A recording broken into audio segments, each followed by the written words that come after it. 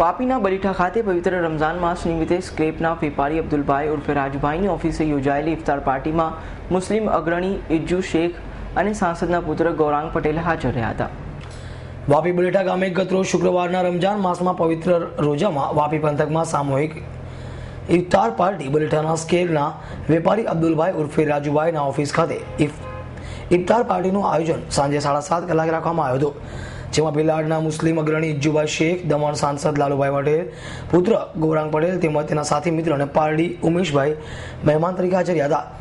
આ ઇફતાર પાર્ટીમાં મુસ્લિમ સમાજના અન્ય સ્કેટના વેપારીઓ તેમજ મુસ્લિમ સમુદાયના 300 જેટલા મુસ્લિમો હાજર રહી નમાઝ પઢીને રોજા છોડ્યા હતા અને આ પાર્ટીમાં કોમી એકતાનું વાતાવરણ જોવા મળ્યું હતું.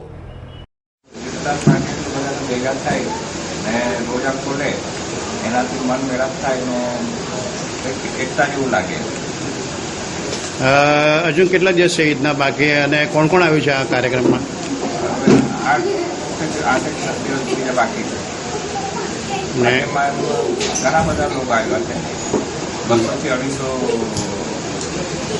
લાખભાઈ થોડા કામ છે એમના સન આવેલા છે. બીજા ઘણા બધા અહીંયાના લોકલ પીપલ છે. ખાસ કરીને આ જે તમારો જે અત્યારે જે રમઝાન મહિનો છે એને શું મહત્વ ગણાય છે? પવિત્ર મહિનો કહેવાય. બધા રોજા રાખે, તરાવી પડે.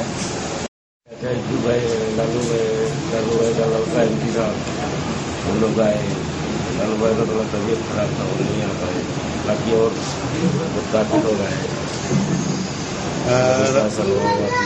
कितने आदमी इकट्ठे हुए थे और 250-300 आदमी थे.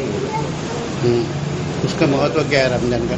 पवित्र महीना है रोजा का. एकता बनाते मोहब्बत से रमजान शरीफ में रोजा नमाज पढ़े, पाक महीना एक दूसरे में मेल मोहब्बत रहे. अमृत पटेल, एस्तान न्यूज़, पारडी.